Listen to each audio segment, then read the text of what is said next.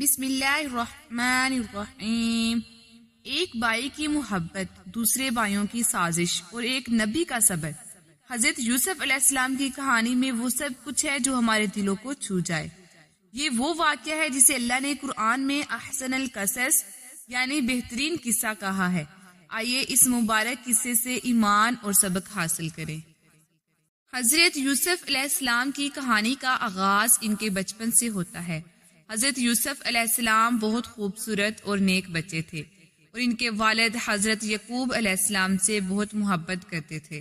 حضرت یعقوب علیہ السلام کی دل سے خواہش تھی کہ ان کا بیٹا یوسف ایک دن بہت بڑا شخص بنے گا۔ یوسف علیہ السلام کی محبت میں یہ بات چھپی ہوئی تھی جس کا احساس ان کے بھائیوں کو ہو گیا۔ ایک دن حضرت یوسف علیہ السلام نے اپنے والد کو ایک خواب سنایا۔ خواب میں انہوں نے دیکھا کہ 11 ستارے، سورج اور چاند ان کے سامنے سجدہ کر رہے ہیں۔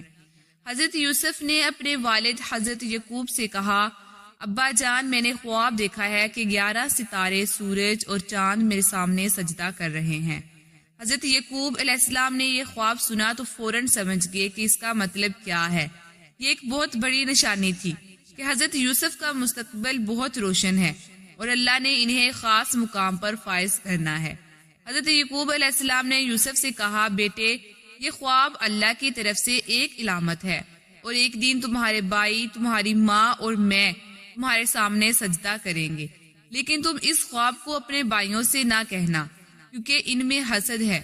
حضرت یعقوب علیہ السلام نے اس خواب کی حقیقت کو سمجھا اور ان کے دل میں اللہ کے فیصلے پر مکمل یقین تھا، لیکن وہ اپنے بیٹے یوسف کی حفاظت کے لیے یہ بھی جانتے تھے کہ اس خواب کو اپنے بھائیوں سے نہ بتانا بہتر ہے۔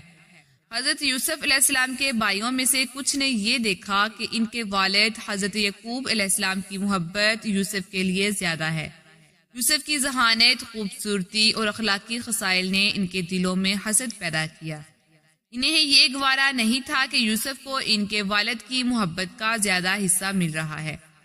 ان کے دل میں حسد بڑھا اور انہوں نے ایک دن فیصلہ کیا کہ یوسف کو ان کے راستے سے ہٹانا ضروری ہے۔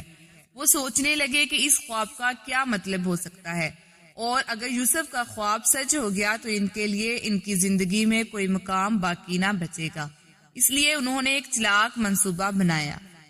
یوسف کے بھائیوں نے ایک دن باہمی مشورہ کیا اور یہ طے کیا کہ وہ یوسف کو مار ڈالیں گے یا پھر انہیں کسی دور دراز جگہ پر چھوڑ آئیں گے تاکہ وہ ان کی زندگی سے باہر ہو جائے۔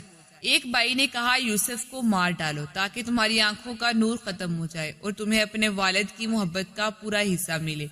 لیکن اس میں ایک اور بھائی تھا جس نے کہا، نہیں، یوسف کو قتل نہ کرو بلکہ اسے کہیں دور کسی وادی میں پھینک دو تاکہ اس کی زندگی بھی بچ جائے اور ہم اپنے والد کو اس کی کمی کا احساس بھی نہ ہونے دیں۔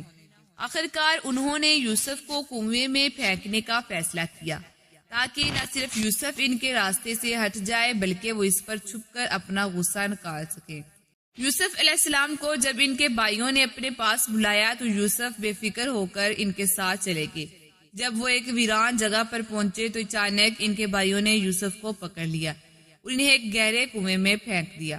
حضرت یوسف نے جب کنویں کے اندر گرتے ہوئے اللہ سے مدد کی دعا کی اور یقین رکھا کہ اللہ تعالیٰ ان کے ساتھ ہے، یوسف کے بھائیوں نے فوراً اپنے والد حضرت یعقوب علیہ السلام کو یہ جھوٹ بول کر بتایا کہ یوسف کو ایک بھیڑیا کھا گیا ہے۔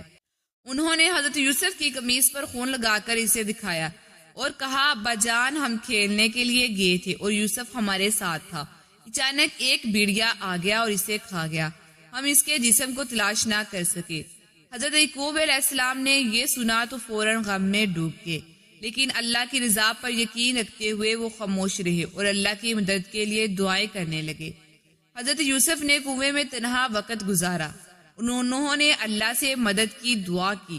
اللہ تعالیٰ نے حضرت یوسف کو صبر عطا کیا اور ان کے دل میں یقین تھا کہ اللہ کی حکمت سے یہ ساری تکالیف ایک دن ان کے لیے بہت بڑی کامیابی بنے گی۔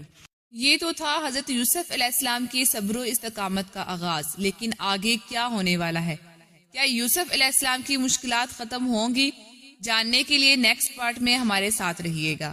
اگر آپ کو یہ ویڈیو پسند آئی ہو تو اسے لائک کریں، چینل کو سبسکرائب کریں اور نیکسٹ پارٹ کے لیے بیل آئیکن دبائیں تاکہ آپ کو بر وقت اطلاع ملے۔